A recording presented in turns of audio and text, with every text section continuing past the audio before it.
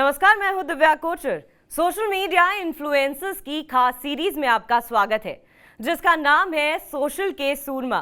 हमारी और आपकी दुनिया के सफर का बड़ा हिस्सा अब सोशल मीडिया के जरिए ही तय हो रहा है। परिवार से लेकर समाज तक और बाजार से लेकर सियासत तक हर तरफ सोशल मीडिया का बड़ा दखल है। सोशल मीडिया के बढ़ते समाज में सोशल मीडिया इन्फ्लुएंसर्स भी तेजी से बढ़ रहे हैं।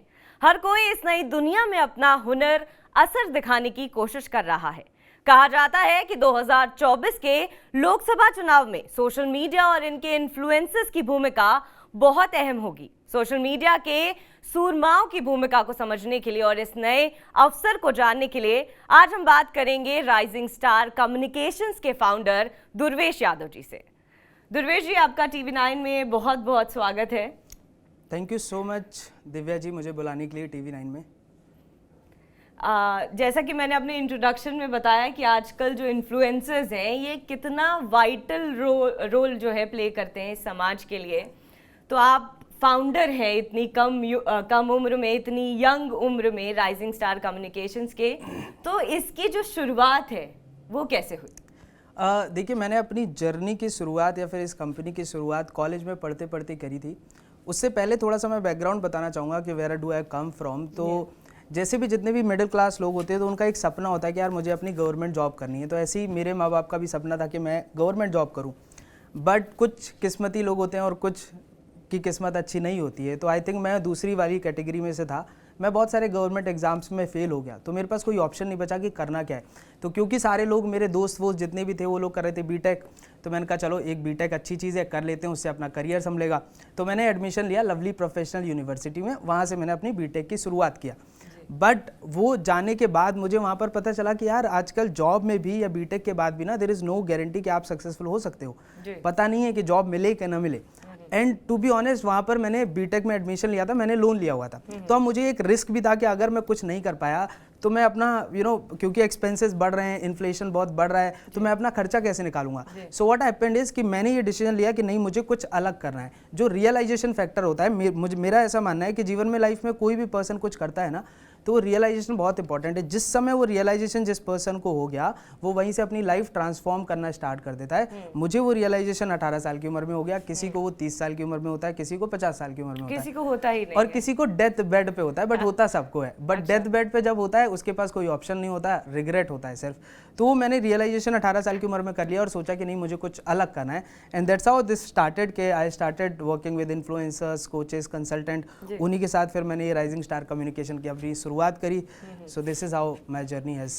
अच्छा दुर्वेश जी, आपने किताब भी लिखी है what they don't teach us, तो इसकी भी शुरुआत इसी समय पे हुई और आप जो है बेस्ट सेलिंग ऑथर बने और इसके लिए आपको अवार्ड भी मिला। हाँ जी। तो ये किताब का क्या दूसरा एक पहलू है, आप वो आई थिंक दर्शकों को वो बताइए। जी।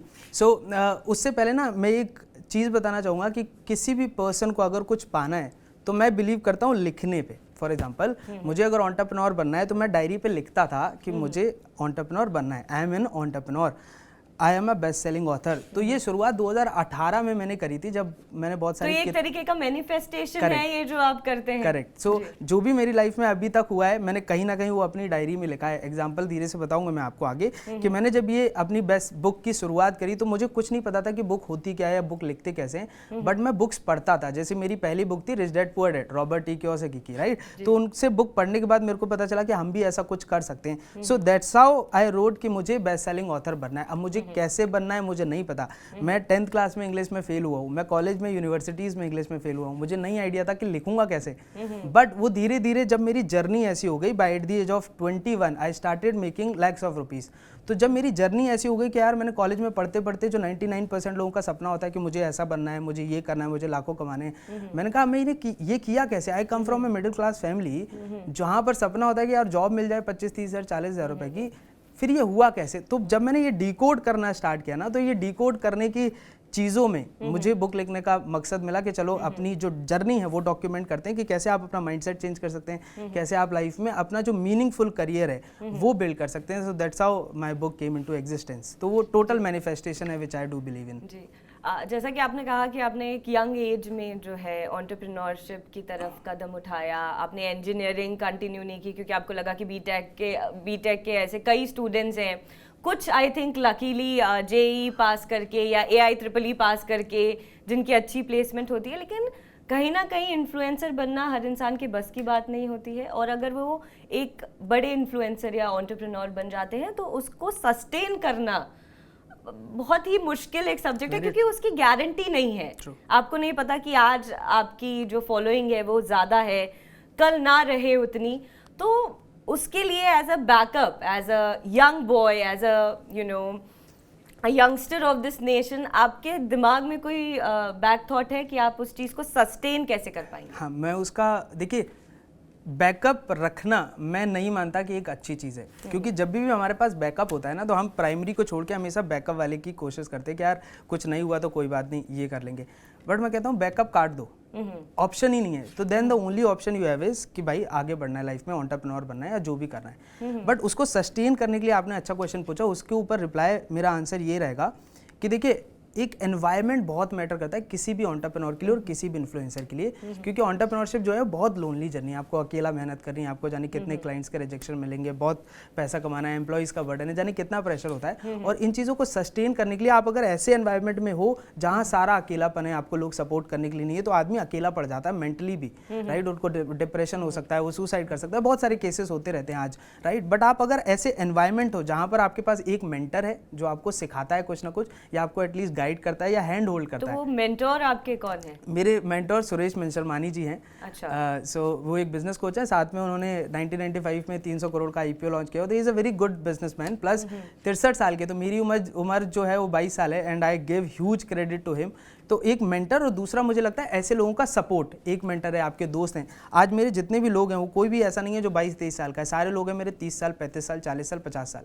मेरी एज से डबल वाले लोगों के साथ मैं दोस्ती रखता हूँ। तो जब ऐसे लोगों के एनवायरनमेंट में, लगता है कि एज अ यंग चैम्प और एज अ एंटरप्रेन्योर ये अपने आप में एक सही स्टेटमेंट होगा ये देना कि आप जो है दोस्ती अपने से ज़्यादा उम्र वालों के साथ करना पसंद करते हैं, क्योंकि आपको ज़िंदगी का एक ज़्यादा गाइडेंस मिले, एक्सपीरियंस लोग आपकी ज़िंदगी से जुड़े। यस, मैं इसको 100% एग्री में। आप बात मानो, एग्जाम्पल देता हूँ, मान लो मैं अपने साथ वाले दोस्तों के साथ बैठा हुआ हूँ, तो हमारी बातें क्या चल रही होंगी कि भाई आज मैच में कितना रन हुआ है, right. But if I am sitting with someone जिसने अच्छा बिजनेस बिल्ड किया है, तो मेरी और उसकी बात क्या हो रही होगी कि भाई बिजनेस कैसे बिल्ड करना है। जैसे एग्जांपल धीरू भाई अंबानी जी, जाने कितने बड़े बिजनेसमैन हैं, उनकी एक स्टोरी है कि वो ताज में 500 रुपये की कॉफ़ी पीने सिर्फ और सिर्फ जाते थे जस्ट टू टेस्ट कि यार अमीर लोग बातें क्या करते हैं। अच्छा। सो दैट वो एनवायरनमेंट मिले। नहीं तो वो पेट्रोल पंप पर जब काम कर रहे थे तो उनको पेट्रोल पंप वाले क्या बोलेंगे कि भाई पेट्रोल महंगा है, या आज कितना कमाना है, दिन का कितना कमाना है। बट आप जब ऐसे सर्कल में घूमते हो तो वहाँ बातें क्या होंगी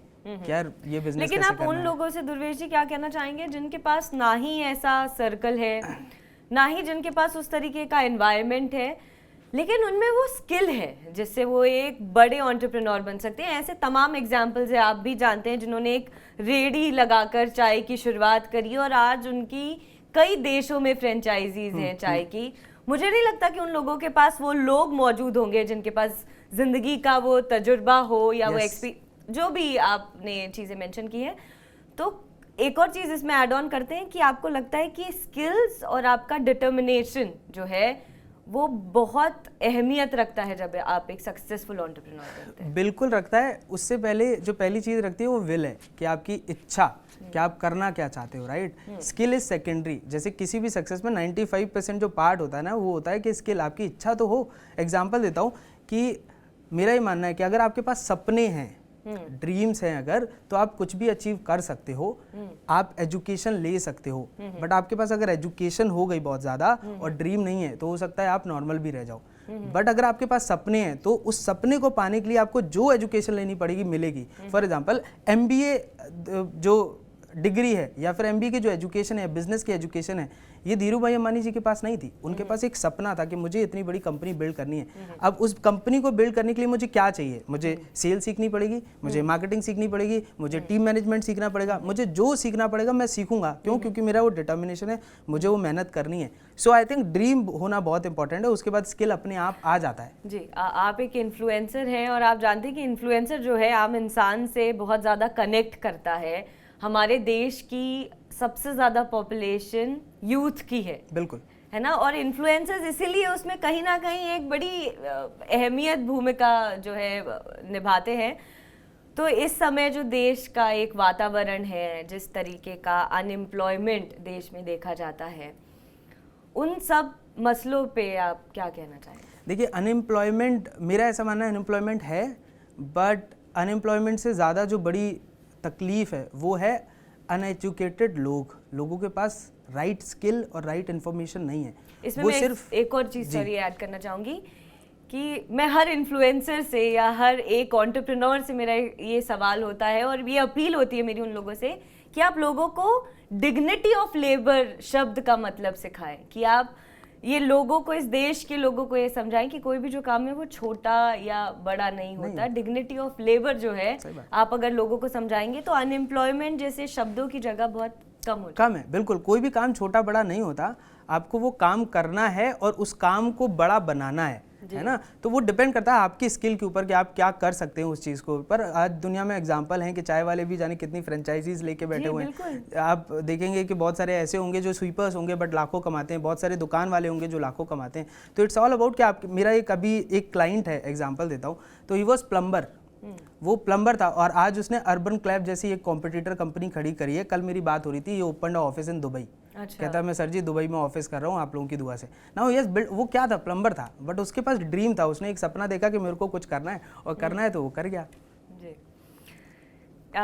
इस देश को लेकर अलग अलग धारणाएं, लेकिन अब जिस तरीके से हमारी कंट्री आगे जा रही है, प्रधानमंत्री मोदी के सानिध्य में जो है हमें एक ग्लोबल रिकॉग्निशन मिल रही है। आप देखेंगे कि दुनिया में हर तरफ जो बड़े बिजनेसमैन है उसमें कहीं ना कहीं इंडियंस का मेजर रोल है, बड़े इंजीनियर्स हैं उसमें इंडियंस का मेजर रोल है, डॉक्टर्स हैं, ऐसे तमाम चीज़ें। लेकिन अब इन्फ्लुएंसर्स भी ऐसे हैं जो ग्लोबली इंडिया को बहुत प्रमोट करते हैं।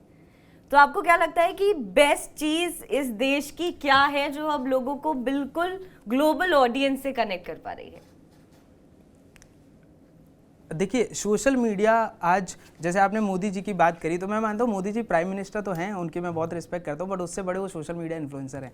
आज उनकी बातों में जो दम है, आई थिंक उससे ज़्यादा इन्फ्लुएंस देश में कोई नहीं रखता है। Conduction, correct. सो ऐसे ही सोशल मीडिया के जितने भी इन्फ्लुएंसर्स हैं उनमें भी बड़ी पावर है। तो आज जो इंडिया के लोग ग्लोबल से कनेक्ट करते हैं वो just because of social media, because आज इतना ईज ऑफ एक्सेस हो गया कि आपको, अगर मुझे फॉर एग्जाम्पल किसी बड़े प्राइम मिनिस्टर की या बड़े सोशल मीडिया इन्फ्लुएंसर की या बड़े मोटिवेशनल स्पीकर का मुझे कुछ सुनना है या कुछ सीखना है, तो सोशल मीडिया के माध्यम से आज हम लोग बहुत इजीली एक्सेसिबल वो इन्फॉर्मेशन हो जाता है, because this is information age, right. So I think ये एक ऐसी चीज़ है सोशल मीडिया के युग में कि आज जो कोई भी, पहले क्या होता था कि मान लो 90s में या फिर कोई पर्सन अगर इंजीनियर बनना चाहता है तो उसको पहले बुक्स पढ़नी पड़ती थी, बट सोशल मीडिया और इन्फॉर्मेशन की एज में आज ऐसा हो गया कि वो गूगल कर सकता है, नहीं तो जो लोग सक्सेसफुल हैं उनसे सीख सकता है। सो आई थिंक ये बहुत अच्छी चीज़ है और इससे कोई भी बच्चा या फिर कोई भी यंग स्टूडेंट वंचित आजकल नहीं रहता, बिकॉज ऑफ दिस इंटरनेट। हर एक के पास जियो का एक्सेस हो गया है, तो वो सीख सकते हैं और आगे बढ़ सकते हैं। लेकिन कहीं ना कहीं मैंने जितना ऑब्जर्व किया, मुझे लगा है कि इन्फ्लुएंसर्स इतना ज़्यादा आजकल मार्केट में हावी हो चुके हैं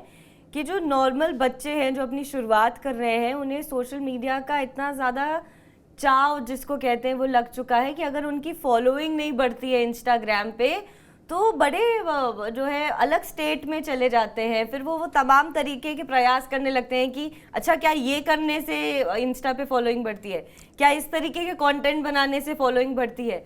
तो उन यंग लोगों को या उन एस्पायरिंग इन्फ्लुएंसर्स को आप एज अ सेटल्ड एंटरप्रेन्योर और इन्फ्लुएंसर क्या एडवाइस देंगे जो उनके लिए ज़रूरी है? क्योंकि देखिए ये बात तो बिल्कुल तय है कि हर इंसान बड़ा इन्फ्लुएंसर नहीं बन सकता, हर इंसान पब्लिक फिगर नहीं बन सकता। हाँ। सबकी एक पेस पे जो है फैन फॉलोइंग नहीं आ सकती, लेकिन ये बहुत एक नेगेटिव इम्पैक्ट भी करता है बच्चों के दिमाग में। देखिए उसके पीछे का रीज़न है because of the social media influencer, एक हर एक के अंदर एक चाह आती है कि यार मैं भी इतना बड़ा आदमी बनूं, या फिर ये एक युग ऐसा आ गया है कि लोगों को, हर एक को लगता है कि मैं अपना पैशन फॉलो कर सकता हूँ, मैं डांसर बन सकता हूँ, मैं सिंगर बन सकता हूँ, विच इज़ गुड।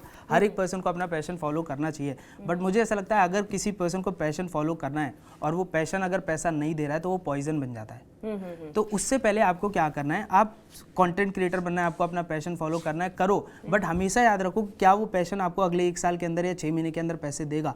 अगर पैसे नहीं दे रहा है तो एक फुल प्रूफ या फिर मैं कहूँगा जो रिस्क फ्री करियर होता है वो ये होता है कि आप कोई ना कोई एक स्किल डेवलप करो, क्योंकि मार्केट में सर्विस की या फिर लोगों की या काम की या पैसे की कमी नहीं है। ऑल यू हैव इज कि भाई आपके पास वो स्किल सेट होना चाहिए जिससे आप सामने वाले पर्सन की लाइफ में वैल्यू ऐड कर सको और आप उससे पैसे ले सको। फॉर एग्जाम्पल अगर मेरे पास अगर अभी पानी है ना, और आपको प्यास लगी है, तो मैं अगर ऑफर करूं कि आप 5 रुपए का पानी लेंगे या 10 रुपए का लेंगे तो आप हैप्पीली खरीदेंगे, because I have added value in your life. Likewise आपको ये एनालाइज करना है कि यार लोगों को किस चीज़ की ज़रूरत है, वो वैल्यू क्या मैं प्रोवाइड कर सकता हूँ लोगों को, क्या मैं जॉब के थ्रू प्रोवाइड कर सकता हूँ, नहीं, क्या मैं उनको सेल्स ला के कुछ वैल्यू ऐड कर सकता हूँ, क्या मैं उनको ज़्यादा बिजनेस ला सकता हूँ। तो आप अगर किसी पर्सन की लाइफ में वैल्यू ऐड कर सकते हो तो आई थिंक आपका करियर हमेशा सक्सेसफुल रहेगा और रिस्क फ्री रहेगा। जैसे मैंने अपना करियर एग्जांपल जब स्टार्ट किया था, तो क्योंकि एंटरप्रेन्योरशिप एक लोनली जर्नी होती है, आपको बहुत सारा पैसा चाहिए, तो अब मैं कैसे स्टार्ट करूं, पैसा तो है नहीं। So what I did is, मैं इसको कहता हूं कि दूसरों के कंधे पर रख के बंदूक चलाओ। कैसे? ऐसे पर्सन को पकड़ो जिसके पास पैसा है, सारी चीजें हैं और आपकी स्किल है। आप अपनी स्किल से अगर सामने वाले बंदे का 1 करोड़ का फायदा या 10 रुपए का फायदा करा सकते हो, तो सामने वाले पर्सन से आप हक से 2 रुपए मांग सकते हो।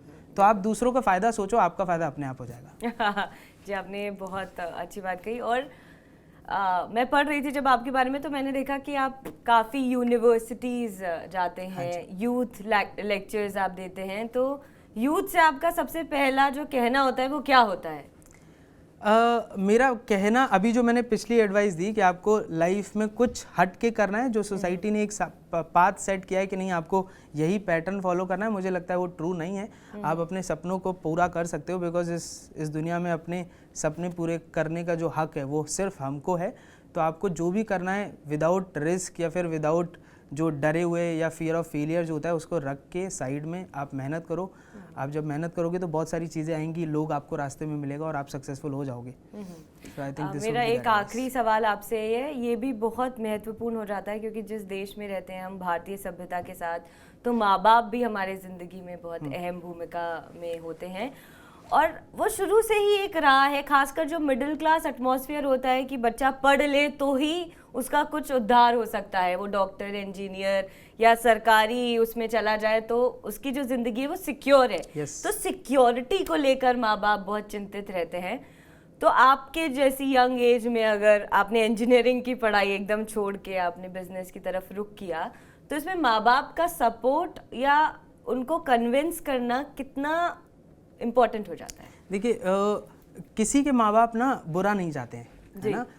उनके माँ बाप की जो एक ओल्ड थिंकिंग है या फिर उनके हिसाब से वो जितना सोच सकते हैं उसके हिसाब से वो चाहते हैं कि मेरा बच्चा सुखी रहे और अच्छा करियर में करे। बट आज का जो युग है वो टोटली बदल चुका है, राइट। माँ बाप को उसके बारे में पता नहीं है सोशल मीडिया से पैसे कैसे कमा सकते हैं। सो ये आपकी जिम्मेदारी बनती है कि आप उनको प्रूव करें। फॉर एग्जाम्पल, जब मैं कॉलेज के 2nd-3rd ईयर तक था तो मेरे माँ बाप को पता नहीं था कि मैं करता क्या हूँ। क्यों? क्योंकि मैं उस समय 1 लाख रुपये नहीं कमा पा रहा था। तो मैंने क्या किया, मैंने वो चीज़ हिडन रखी तब तक जब तक मैं 1 लाख रुपए कमा पा रहा था।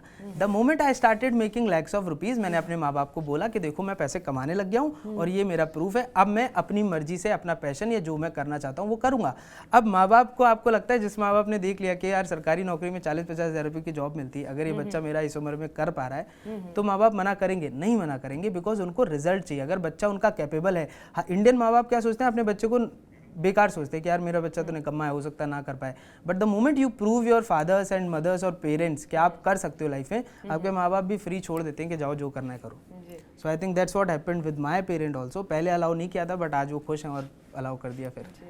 दुर्वेश जी, आपने तमाम तरीके की बातें दर्शकों को बताई, आपने बहुत सारे सवालों के जवाब उन्हें दिए। तो हम चाहते हैं कि इसी तरीके से आप अपना काम बरकरार रखें और लोगों के लिए, खासकर यूथ के लिए एक इंस्पिरेशन बने रहें। TV9 से बात करने के लिए आपका बहुत बहुत धन्यवाद and all the very best to you for your upcoming journey. Thank you so much Divya ji, and thank you so much TV9 मुझे यहाँ पे बुलाने के लिए, एंड आपका भी धन्यवाद। Thank you so much.